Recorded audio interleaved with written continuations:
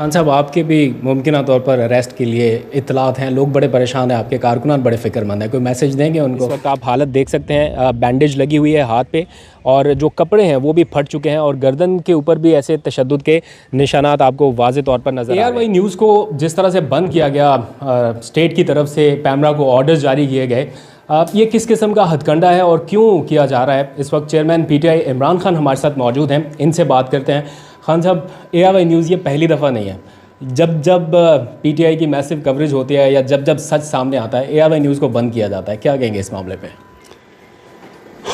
دیکھیں، ایک جمہوریت ہے، یا تو کہنا جمہوریت نہیں ہے۔ جمہوریت کے اندر قانون بنے ہوئے ہیں کہ اگر کوئی بھی قانون توڑتا ہے تو اس کے اوپر کیا ایکشن لینا چاہیے۔ جمہوریت کے اندر یہ آپ نہیں کر سکتے کہ ایک چینل کو فیصلہ کیا کسی نے اور ایک دم بند ہو گیا، نہ کوئی شو کاز نوٹس دیا، نہ کوئی بتایا کیا وجہ ہے، ایکسپلین کرنے کا موقع نہیں دیا چینل کو بھی اور جو بول رہا تھا اس میں۔ تو پہلے تو یہ ایک جمہوری معاشرے کے اندر ایسے نہیں ہوتا۔ دوسری چیز جو شہباز گل سے کیا، اس کو ابڈکٹ کیا، یعنی اریسٹ نہیں کیا، ابڈکٹ کیا، اغوا کیا، گاڑی میں پکڑے، نہ کوئی وارنٹ دکھائی، اس کو نکالا، اس کے ڈرائیور کو بری طرح مارا، اس کو بٹ سے مارا، گاڑی کے شیشے توڑ دیے۔ یہ تو کوئی بنانا ریپبلک میں بھی ایسے نہیں ہوتا۔ آپ وارنٹ دیں، قانون توڑنے کی، قانون توڑا ہے اس کو موقع دیں، اگر نہیں صفائی پیش کر سکتا اور جیل میں ڈال دیں۔ لیکن اگر اس طرح کریں گے، ساری اس کی ویڈیو چل رہی ہے سوشل میڈیا پہ، وہ کیا لگ رہا ہے کہ کیا پاکستان میں کوئی فنڈامنٹل رائٹس نہیں ہے؟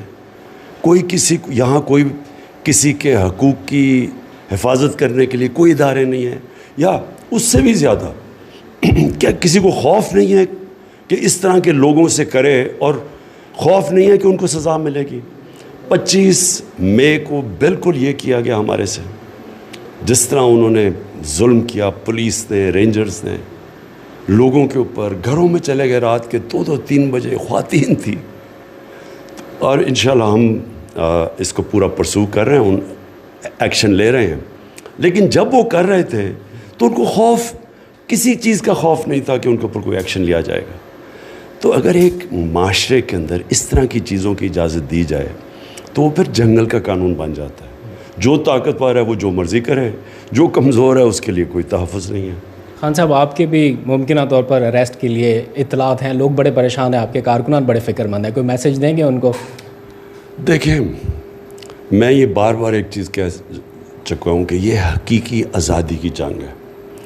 اریسٹ ہونا تو چھوٹی سی چیز ہے۔ میں نے جب فیصلہ کیا تھا کہ اس حقیقی آزادی کی جنگ میں لڑوں گا، جہاد اسے کہتا ہوں، میں نے یہ فیصلہ کیا تھا کہ اپنی جان بھی قربان کرنی پڑے نا تو میں اس کے لیے کروں گا، کیونکہ میں غلام نہیں رہ سکتا۔ میں ایک آزاد ملک میں پیدا ہوا تھا، میرے ماں باپ اور ان کی جنریشن غلامی میں پیدا ہوئے تھے، ہم آزاد ملک میں پیدا ہوئے تھے، اور مجھے قدر تھی ہمیشہ بچپن سے کہ ہم نے اپنی آزادی کی حفاظت کرنی ہے۔ کوئی بھی قربانی دینی پڑے میں اس کے لیے تیار ہوں۔ اور آخر میں ARY کے جو اینکرز ہیں، جو رپورٹرز ہیں، جو فیلڈ میں اترے ہیں، ان کے لیے کوئی میسج اس مشکل وقت میں؟ دیکھیں، ہمارے سامنے ہمیشہ 2 راستے ہوتے ہیں۔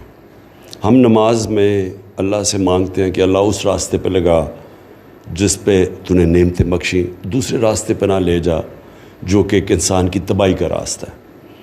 یہ ہمیشہ ہمیں فیصلہ کرنا پڑتا ہے زندگی میں کہ ایک ہے رائے حق۔ رائے حق جو ہے، جو سیدھا راستہ ہے، وہ مشکل راستہ ہے، وہ ہمارے نبی صلی اللہ علیہ وسلم کا راستہ ہے۔ ان کی زندگی آسان نہیں تھی، لیکن وہ ایک انسان کی عظمت کا راستہ ہے، مشکل راستہ ہے۔ اب ہمیشہ جب انسان کے سامنے 2 چوائسز آتی ہیں، ایک آسان چوائس ہوتی ہے کہ ظلم کے سامنے سر جھکا لو۔ یہ جو اب آج عاشورہ ہے، کیا ہمیں پیغام اس دنیا کی تاریخ کی سب سے بڑی قربانی میں سمجھتا ہوں دی گئی کربلا میں، وہ کیا پیغام ملا سارے مسلمانوں کو؟ پیغام یہ ملا کہ رائے حق کے لیے ظالم کے سامنے آپ سر نہیں جھکاتے، سر کٹوا سکتے ہیں، جھکاتے نہیں ہیں، اور اس سے ایک معاشرہ زندہ ہوتا ہے۔ جب ایک معاشرہ ظلم کے سامنے جھک جاتا ہے معاشرہ تباہ ہو جاتا ہے. غلاموں کی کوئی حیثیت نہیں ہے.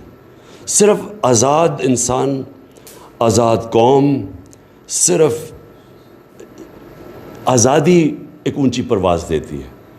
اقبال کا، علامہ اقبال کی ساری جو کوشش تھی سوئے ہوئے غلام مسلمانوں کو جگانے کی، وہ ساری تھی خودداری کی، خودی کی. اور وہ پیغام آج سب سے زیادہ ہے کہ ایک بیرونی سازش ہوتی ہے، ایک چوروں کو اوپر مسلط کر دیا جاتا ہے.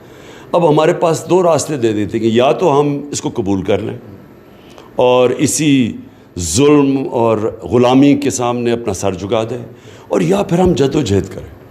میرا ہمیشہ جب یہ ہوا، میں نے ہمیشہ سوچا کہ میں آئین اور قانون کے اندر رہتے ہوئے، کیونکہ میں اپنے ملک کو نقصان نہیں پہنچانا چاہتا، ایک پرامن جد و جہد کروں گا. اور یہ جد و جہد میں پھر سے کہہ رہا ہوں، جب تک میں زندہ میں کروں گا.